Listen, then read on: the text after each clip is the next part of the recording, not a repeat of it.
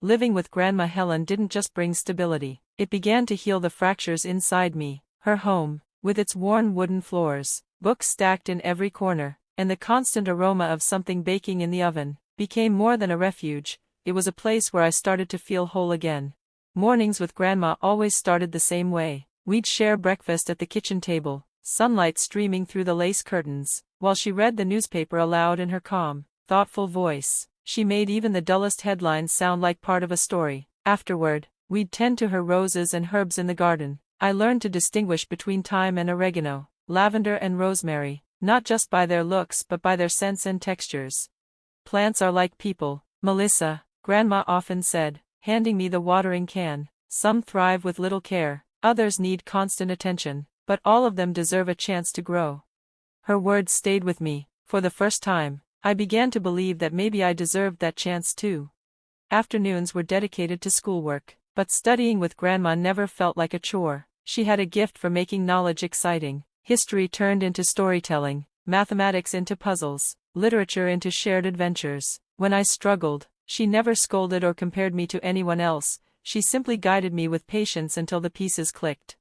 On weekends, we would bake bread or pies together. My favorite part was kneading the dough, the soft, rhythmic motion calming my anxious thoughts. Grandma would hum old folk songs, her voice gentle and soothing, filling the kitchen with a sense of peace I hadn't known for years.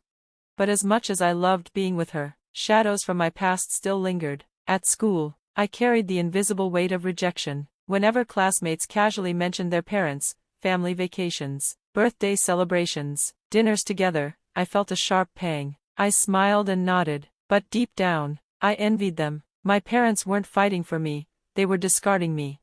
Grandma noticed. One evening, after dinner, she sat across from me in the living room, knitting needles clicking softly. "Melissa," she said gently, "you've been awfully quiet lately. Want to tell me what's on your mind?" I hesitated, then whispered, "Why didn't they want me? Was I not enough?"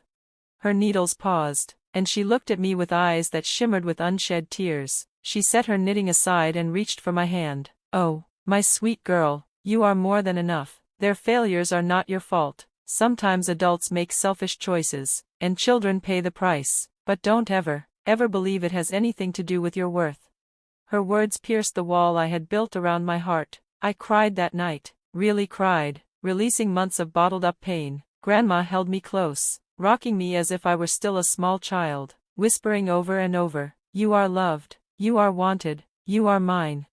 From that night onward, something shifted. I wasn't just surviving anymore, I was beginning to rebuild. I joined the school library club, encouraged by Grandma, who said, "Books will always be loyal friends." Slowly, I made connections with classmates who shared my love for reading. For once, I felt like I belonged somewhere.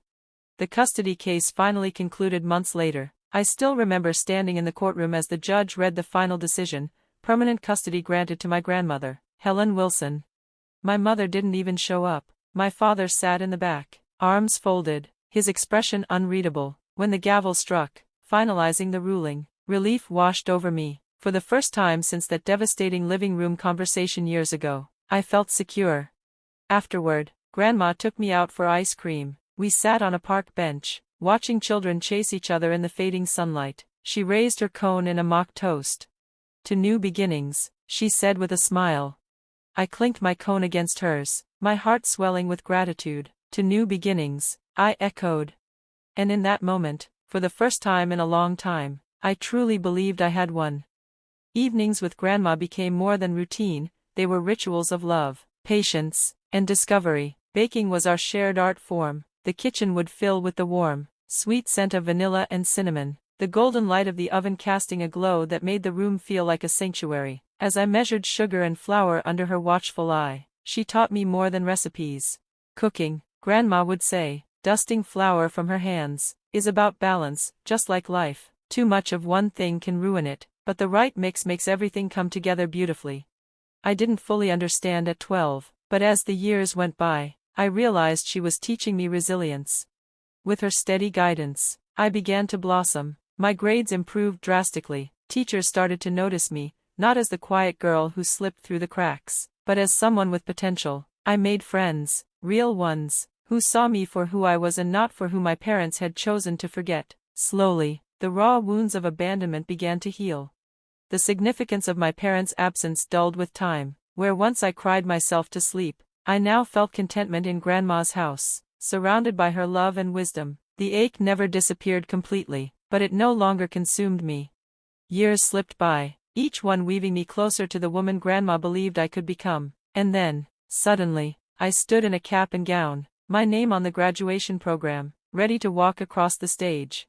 The auditorium buzzed with excitement as a sea of graduates lined up. I clutched my diploma folder, my heart racing, not from nerves, but from gratitude. When my name was called, I took each step across that stage with Grandma's strength carrying me forward. Her voice rang above the crowd, "That's my girl."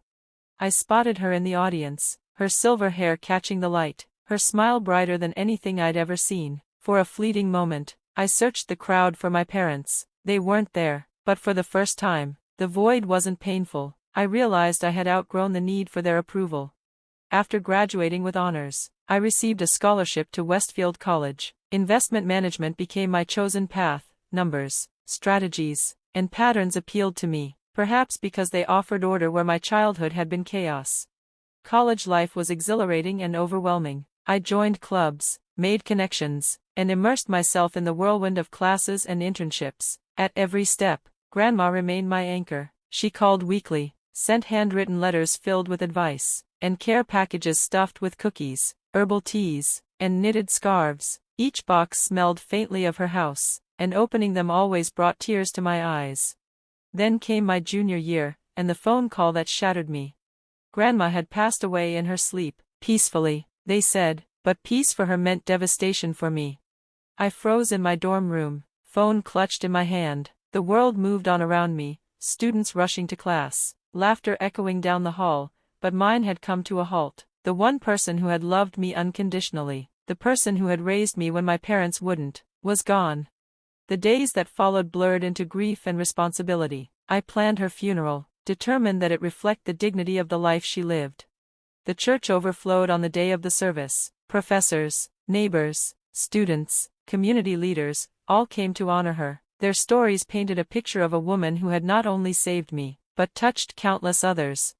I stood at the pulpit, a trembling paper in my hands, and delivered her eulogy. My voice was steady, but my heart cracked with each word. She was my guardian, my teacher, my biggest supporter, and my best friend, I said, letting the silence afterward carry the truth of it. I looked out into the congregation. A small part of me still hoped my parents might appear, not for me, but to acknowledge the woman who had done their job. But the pews where they might have sat were empty. Their absence was loud, but it no longer broke me, it defined them, not me. After the funeral, as mourners lined up to offer condolences, I realized something important. Their absence no longer hurt. Grandma's presence had been enough to fill the void, and her love continued to guide me even now. 3 weeks later, I sat in a notary's office, heart racing. To my shock, both my parents were there, my father on one side of the room, my mother on the other. They offered curt nods, not even bothering to ask how I was coping. The notary, a balding man with soft eyes, cleared his throat. "Shall we begin?" He opened Grandma's will. "To my beloved granddaughter, Melissa Wilson, I leave my entire estate, including my house and all my savings, amounting to $2 million. The room went silent. My father was the first to explode. "What? That's outrageous. I'm her son. She can't just give everything to Melissa." My mother's voice rose in pitch, sharp with disbelief. "Surely there's a mistake. She couldn't possibly cut us out completely."